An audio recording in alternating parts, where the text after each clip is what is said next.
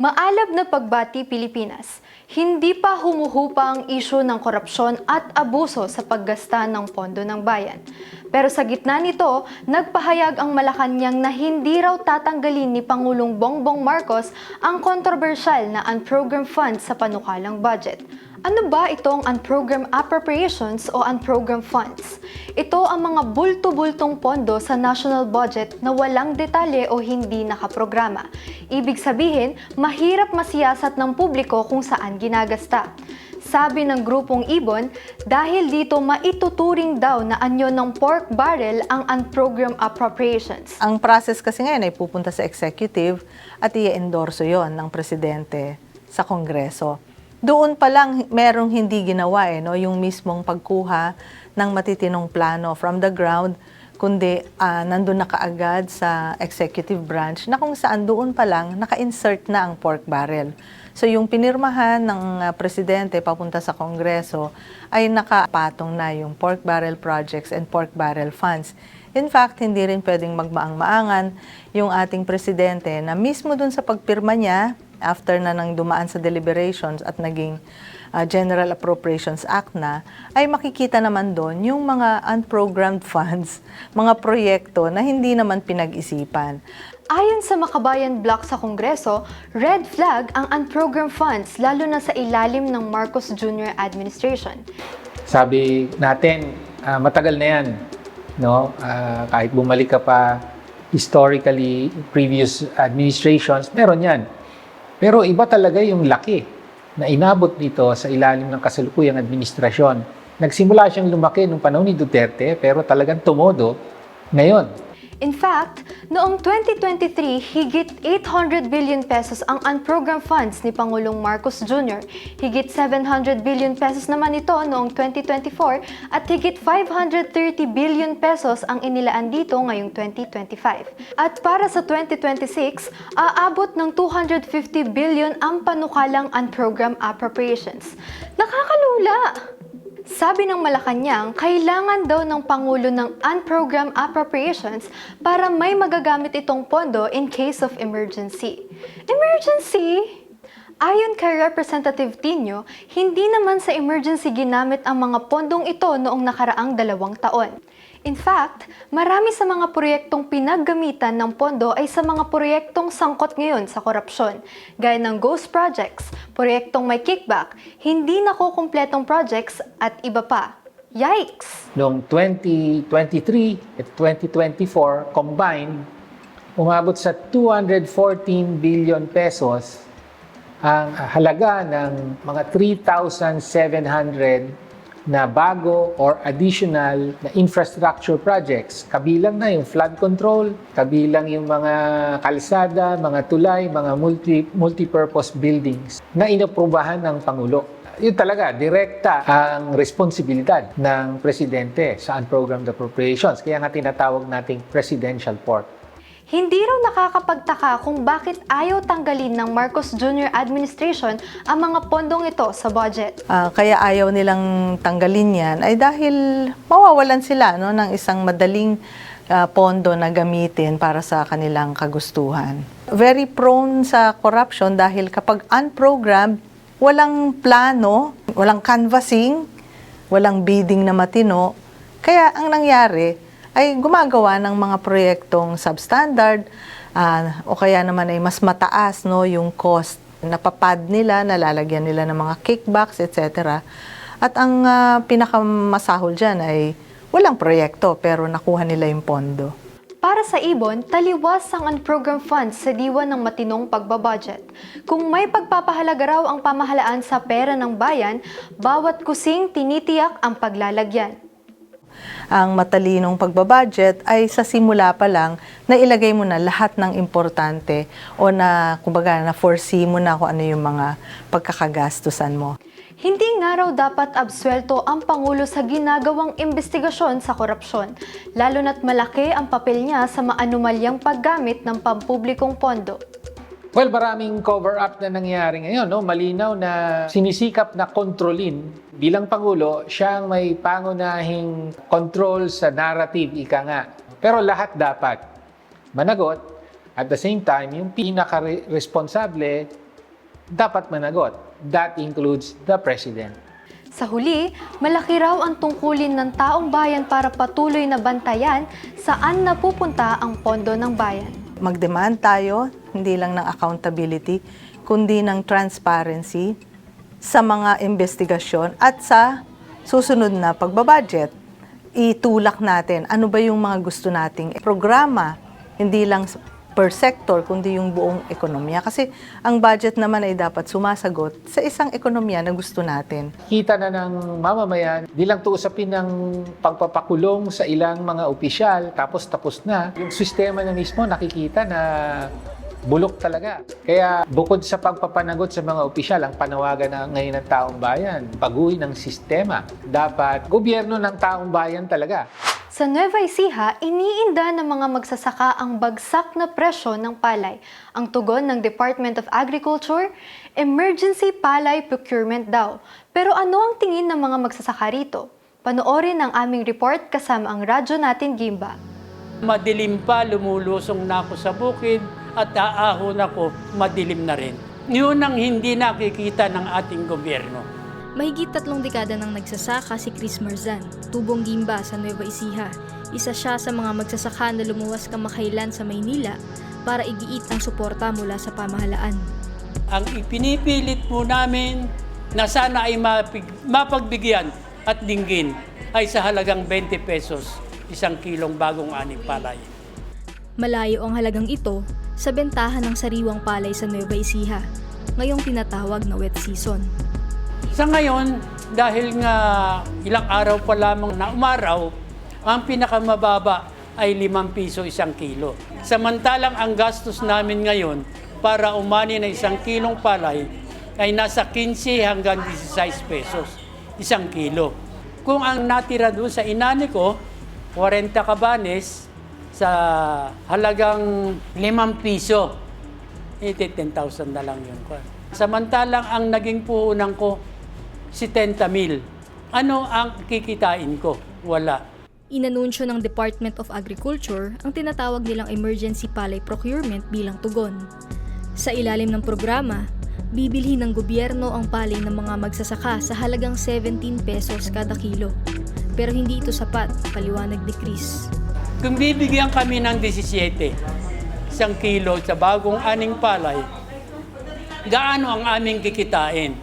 Kulang na nga, huli pa ang hakbang ng gobyerno, sabi ng Kilusang Magbubukid ng Pilipinas o KMP. Nasa 80% ng palay sa Gimba Nueva Ecija ang naani at nabenta na sa mababang presyo bago pa maipatupad ang emergency palay procurement, sabi ng grupo. Tinawag din ng KMP na band-aid solution ng programa. Hindi raw nito tinutugunan ng matagal ng bagsak na presyo ng palay sa bansa.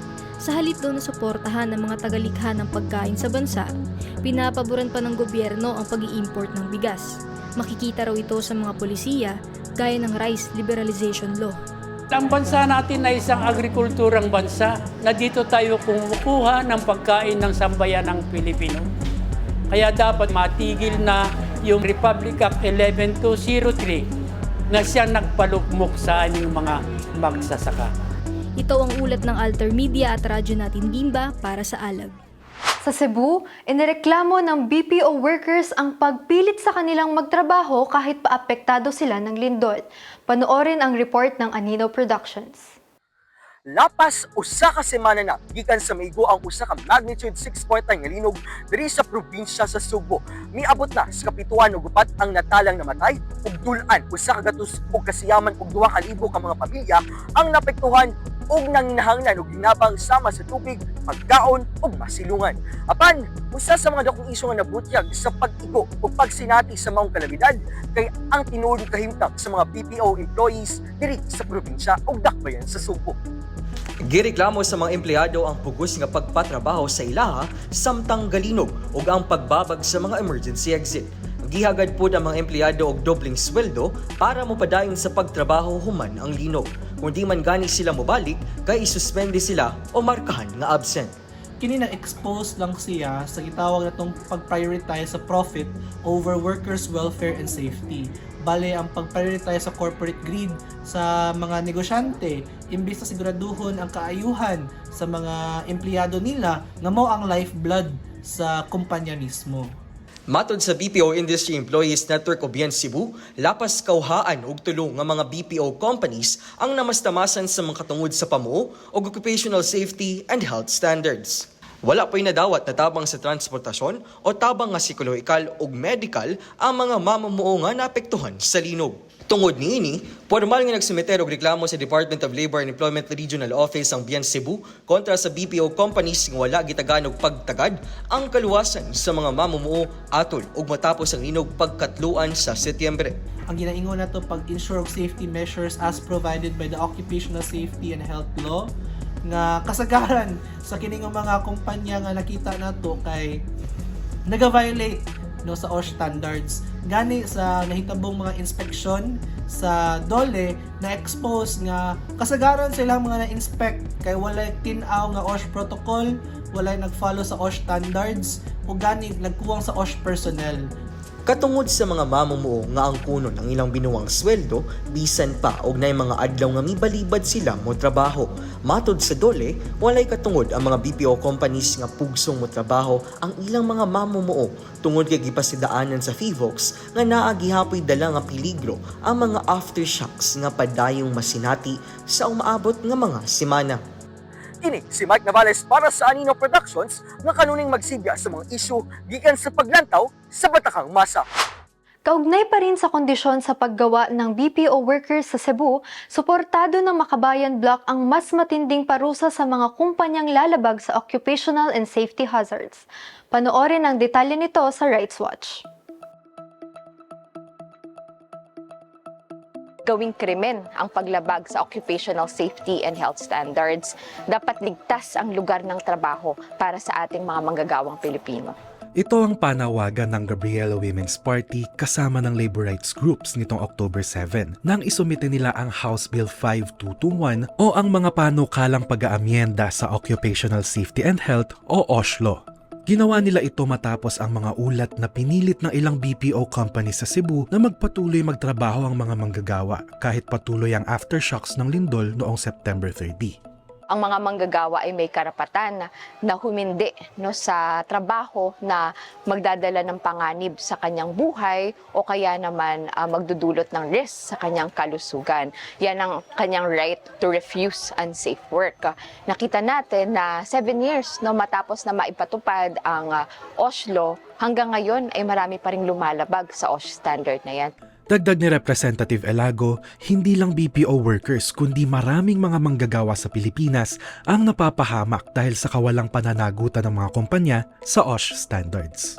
Just this year, 2025, nakapagtala po ang iba't ibang labor groups ng 238 cases ng work-related na mga accidents na nagresulta sa pagkakamatay o kaya injury. Hanggang ngayon, wala pa rin nakukulong.